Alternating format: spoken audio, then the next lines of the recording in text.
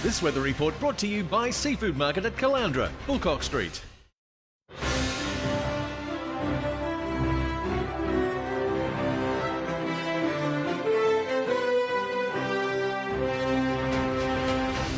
Good evening, Livio, Regano with tonight's weather. Hot, sultry nights and stormy afternoons will be the dominant theme for the Sunshine Coast as we transition seamlessly into February. The humid, tempestuous weather should last until Friday, followed by a period of stifling but drier heat that should take us through to Sunday. Most stations in our region reported temps in the low 20s overnight and 35 degrees today with humidity in the 70s. It's the perfect combo for sweating in the shade without moving a muscle. Let's look at the satellite loop now. It's been looking the same every afternoon, but slightly different in the details. This time round, the storms are getting closer, and I suspect by later this evening we'll have one or two reach the coast. They've already hit Brisbane and the Gold Coast. It's a case where the ones that are moving over now on radar might just fall over. I think tomorrow's a much better chance, and so is the day after. Meanwhile, in the tropics, they're blowing up all over the place. This is today's chart.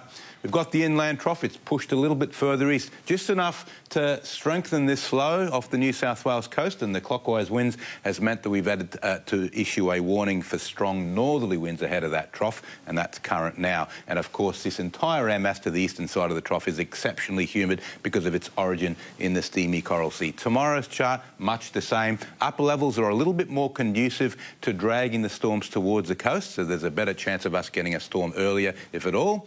And then on the outlook chart, as the trough starts to fizzle out, the drier air begins to move through, probably the last stormy afternoon before things clear up, but it won't cool down just yet. So now the latest from the Weather Bureau. Boating forecast for Sunshine Coast waters. The strong wind warning finishes tonight, but north-northwesterlies could still reach 25 knots tomorrow before a weak southerly change on Thursday. And by Friday, we're straight back into those horrible northerlies.